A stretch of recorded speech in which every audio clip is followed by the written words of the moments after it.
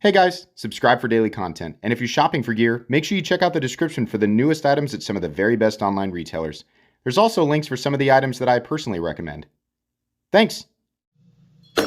What's going on YouTube? Metal Complex here, and today I've got a really exciting knife unboxing to share with you guys. I know exactly what's in this box because I bought it. Paid full price for it. Honestly, I was lucky to have had the opportunity to buy it. This is more money than I have ever spent on a pocket knife, and I'm pretty excited. If you're new to my channel, I do this periodically. I'm definitely a knife enthusiast / collector, and I regularly buy expensive knives. But this one in particular is pretty special and definitely very pricey. Thanks so much to my generous patrons who are supporting me right now. There's a link for Patreon right down below, and please make sure to follow me on Instagram at metal_complex. I'm gonna take this comment away from,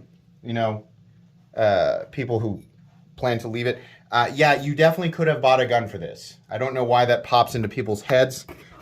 If I'm shopping for a firearm, I will buy a firearm. In this case, I was shopping for a knife. I am definitely a pocket knife person. So, yeah. Thank you for reminding me of that. Okay, so we have something very new. This is taped to the box, sorry. Here, see, it's literally taped to the box. Now, this is a variant of something that I have shown on the channel before. And back then, I remember, I had a viewer loan me one so that I could show it. And as soon as I held it, I was like, God, what the heck? Like, I want this so bad, but I'm never going to have the opportunity to buy one. Well, the opportunity came along, and this is a new variant of it. And honestly, it's a variant that I was a little bit more excited about. Sorry, we're getting into this. And I'll show you what I mean here in a second. Sorry, just desperately searching for dialogue. Ah, yes. Ah, nice people all at once. Ah, oh, I see what's happening now. All right, let's go ahead and get in here. Same thing, right? Oh, here we go. Oh, yeah. Okay. Oh, it is. They told me, they said it's going to be thicker than the first one. So this, oh my God. Oh, man, the action on that is killer. Not that that's why. Not that that's the only new people. I'm just trying to imagine this from the perspective of somebody who this is their first knife world video. Not that the action of the blade is the sole thing that makes it, oh man, that makes it expensive, but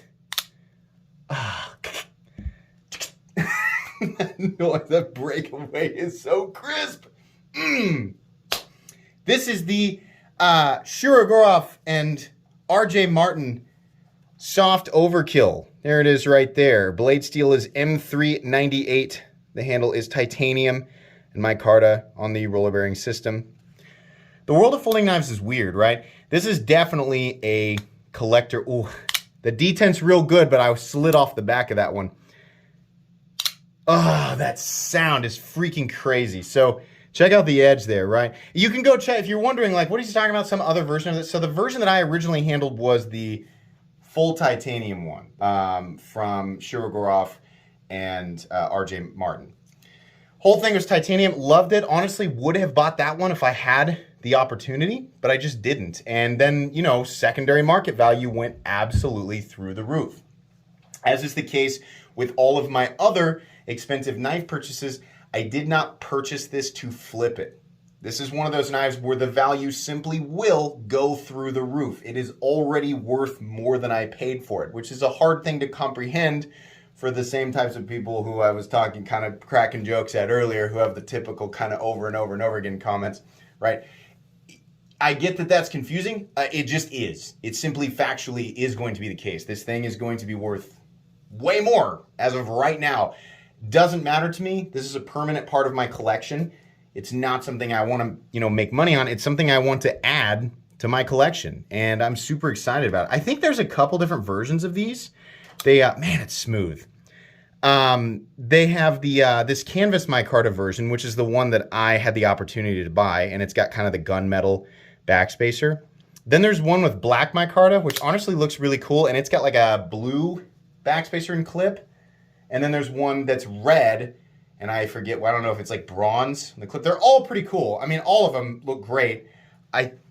Between this and the black one, I don't know which one's my favorite, but it didn't matter. This is the one that I had the opportunity to buy. It's not like I had a choice, right? I love the high polish on the flat. I love the tumbling here, and then I love the mirror polished edge. I think this is a great geometry for M398, which, if you're not familiar with that, it's like the super version of, M390. And by that, I just mean it's got better edge retention. It's actually lower in terms of toughness and corrosion resistance. It's not really, the steel itself is really not all that special to me. It's really this knife as a whole. The fact that it is a Shiro and RJM collab. The lines, really like the lines, right? Really like the look of it. Big fan of titanium liner locks. Oh man, I'm telling you, that action's not something that I expected. I remember the full titanium one have an awesome action, but you had to watch out for the exposed frame lock. On this guy, I can just put my fingers wherever I want. Love the polishing on the outside of the pivot there. Love the pivot collar. The chamfering off the edges of the micarta, and I also love the shadow boxing we've got going on. Of course, you have the Shirogorov, what some people like to call proprietary hardware. LOL. Yeah, definitely no way to get into that pivot there. I don't know how I'd get in there with regular tools. Oh, that's a stumper. Yeah. But yeah, ergonomics, fantastic. I mean, we probably all, if you type in RJ Martin designs, you'll probably see a whole bunch of knives from a bunch of different production brands that you have seen, right? He's done stuff with ZT, and I can't remember if it's Gerber or CRKT. I can't remember exactly what I'm thinking of. He's definitely done some sort of mid-tech collaborations and other custom collaborations. RJ Martin is a very famous designer. Absolutely. But there's lots of stuff out there, and you'll probably realize, oh, I've been seeing his designs all over the place and didn't realize it. But this is absolutely this is just something I couldn't pass up. It's not, I'm not rich. I definitely have to make adjustments to be able to grab something like this. But as an enthusiast and collector, right, despite the fact that this is, in its base form, simply a pocket knife, right, that'll just get used to cut things, it's much more than that to me, right? And so it's a lot easier for me to pick something up like this if I can adjust my budget and grab something that I know is immediately going to be worth way more money and is an awesome, just kind of, in this case, is kind of a really interesting part of the knife world. Then yeah, I wanted to take an opportunity to do this. Now, this is a different knife than the original Overkill. So I am absolutely going to review this since it is a liner lock and it's definitely a little bit lighter. So a few weeks down the road, full comprehensive review. This is not a review, by the way. This is just an unboxing and first impressions. So keep that in mind. But yeah, a few weeks down the road, I absolutely will review it. Little things that people like to know right off the bat. Is it skeletonized? Yes, it absolutely is. Stop pin is located back here. Oh, it does say M398 right there on the blade.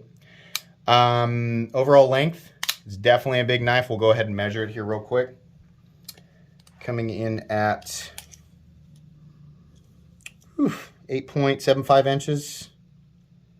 And blade length is coming in at 4 inches. Do some size comparisons up against some other Shirogorov knives because if you're familiar with my channel, you'll know that I own a few. So how about up against the Quantum? There you go. How about up against the F3? There you go. I think these are all about the same length. Swap the F3 out there for the F95. Once again, yeah, same length. So this is right around that 8.75 inch with a 4-inch blade territory. Definitely lightweight. I gotta say, it's probably the lightest of the bunch. Kind of want to just go ahead and weigh it. So the soft Overkill coming in, more than I thought. 4.73 ounces, still not that bad. Up against the F95, 5.04. How about the F3? Even lighter than the F3. And the Quantum. Oh, is the Quantum the lightest? Surprising. Yeah. Not lighter than the Quantum, but definitely light. As far as blade stock thickness goes, it's probably about the same as all of these, right? 145 to 150 thousandths. I can't remember what Shirogorov likes to use. Action. This is MRBS. This guy is single row bearings, which a lot of people, I remember, were like, why? To be honest, I've said this before in reviews. I mean, here's my F95 on MRBS, multi-row bearings, right? And it's kind of tight. Here's my Quantum on multi-row. It's super smooth. Here's my F3 on multi-row. It's definitely smooth, but not as smooth as the Quantum. And here's the most expensive of the bunch on single row. And the action here is very similar to the F3 on multi-row. I have a feeling that over time, that's not really going to make much of a difference. I think the F95 is going to remain the tightest. But anyways, I think that's going to be pretty much it. Please make sure to follow me on Instagram at metal_complex. If you enjoyed this video, leave a like. If you'd like to check out my other content, I do, of course, have lots of videos of knives. They're either expensive or inexpensive that I do or don't like, so check those out. And if you enjoy all my content, go ahead and click on that Metal Complex logo right there and subscribe, because there's definitely more coming. Thanks again for watching, everybody, and have a great day.